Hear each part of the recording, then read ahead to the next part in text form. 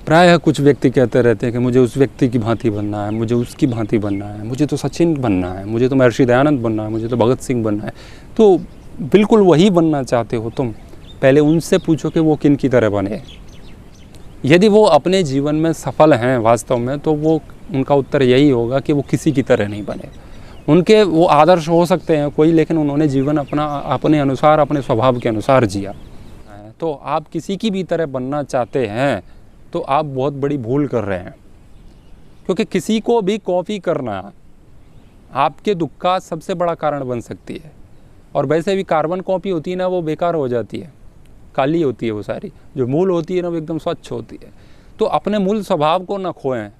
आपका मन जो चाहता है, गलत नहीं, जो मूल स्वभाव है, ये जो हमारी जो लौकिक कामनाएं होती है ना, वो मूल स्वभाव नहीं होता है हमारा। तो हम जिस तरीके से चाहते हैं जीवन को जीना, उस तरीके से हमें जीना चाहिए। कोई भी व्यक्ति हमारा आदर्श हो सकता है, वो कितना ही बड़ा व्यक्ति क्यों ना हो, चाहे वो अध्यात्म के क्षेत्र में हो, चाहे लौकिक क्षेत्र में हो, किसी भी क्षेत्र में। तो कहते हैं हम तो, हमारे गुरु ने शादी नहीं की इसलिए हम नहीं कर रहे हैं, या फिर हमारे गुरु ने कर ली इसलिए हम कर रहे हैं। ये कोई तरीका होता है क्या?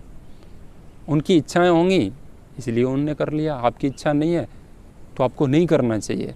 अब उनको फॉलो करोगे तो आपकी इच्छा नहीं है और फिर भी करोगे तो दुखी होगे। तो हम यही होता है हमारा, हम औरों के पीछे भाग रहे हैं, जो जैसा कर रहा है वैसा ही हम भी ये करेंगे। चाहे वो अच्छे क्षेत्र में हो तब भी नहीं करना है, किसी को भी कॉपी नहीं करना है।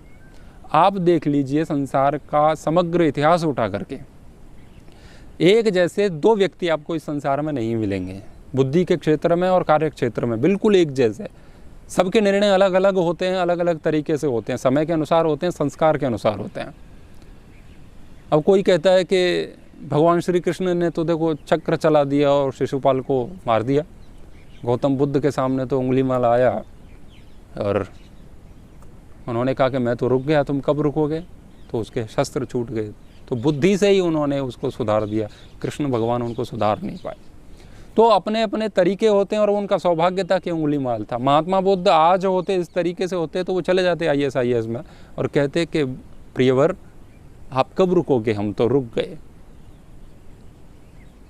तो वो कहते हम भी रुकेंगे, थोड़ा ठहरो, रुको जरा, सब्र करो। वो 4 बुलेट डाल देते उनकी छाती में, रुक जाते महात्मा बुद्ध हमेशा के लिए। लेकिन वो व्यक्ति नहीं रुकता। तो उनका जो निर्णय था, उन्हें लगा होगा कि ये रुक सकता है, उनका एक समय होगा, एक दौर होगा, उनके स्वभाव था, उन्हें कोई समस्या नहीं थी। जो जिस तरीके से जैसे कार्य करना चाहता है उनका एक स्वभाव होता है। और कृष्ण बुद्ध की तरह कार्य करे तो वो ठीक नहीं हो पाएगा, और बुद्ध चाहे कि वो युद्ध करें तो उनके बस की बात भी नहीं है। हर किसी के वश की बात, हर कार्य नहीं होता है। और हम किसी के भी पीछे लग देते हैं, नहीं हमें ऐसे करना है, तो बिल्कुल नहीं करना है ऐसा। राम जी को वनवास हुआ, माता कैकेयी ने कहा तुम वन जाओ, मैं अपने बेटे को बिठाऊंगी। वो उन्होंने कुछ भी नहीं कहा, राम जी निकल लिए वहाँ से।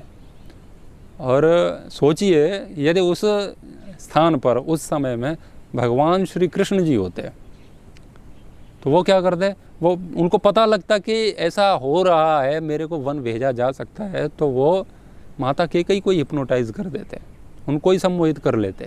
माता कैकेयी उनके चरण पकड़ लेते, प्रभु मुझसे गलती हो गई, मुझे क्षमा कर दीजिए। वास्तव में तो वन में जाने की अधिकारिणी तो मैं हूँ। और वो चिल्ला चिल्ला करके जंगल जाती और वो रोकते उनको कि अब रहने दो, लेकिन वो नहीं मानते। भगवान श्री कृष्ण उस तरीके के व्यक्ति थे, उनका एक व्यक्तित्व अलग था। तो अब हम ये कहें राम जी गलत थे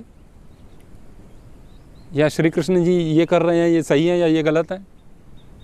श्री कृष्ण जी ने अपनी बहन को ही बिठा दिया रथ में और अर्जुन से कहा कि तू पीछे बैठ, ये ड्राइविंग करेगी, सारथी बना दिया और भगा दिया।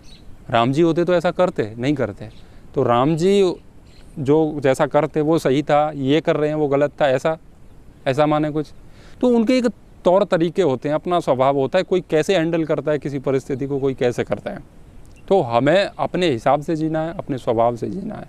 जो अध्यात्म के क्षेत्र में जाना चाहते हैं वो अपने तरीके से जाएं, किसी को फॉलो ना करें। हमारे जो आदर्श हैं वो हमारे आदर्श हैं और हमें उनके तरीके से रहने का मतलब ये है कि उन्होंने धर्म के लिए किया, उन्होंने राष्ट्र के लिए किया, जीवन को बहुत अच्छे से जिया उन्होंने, वैसे हमें जीना है। उन्होंने धर्म के लिए किया, हमें धर्म के लिए करना है। उन्होंने राष्ट्र के लिए किया, हमें राष्ट्र के लिए करना है।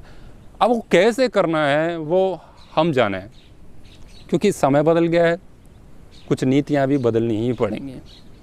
अब आप रथ ले करके नहीं जा सकते कहीं भी, वो सर पर मुकुट रख करके और हाथ में शंख लेके हाईवे पे जाओ तो नहीं होगा। अब उस तरीके से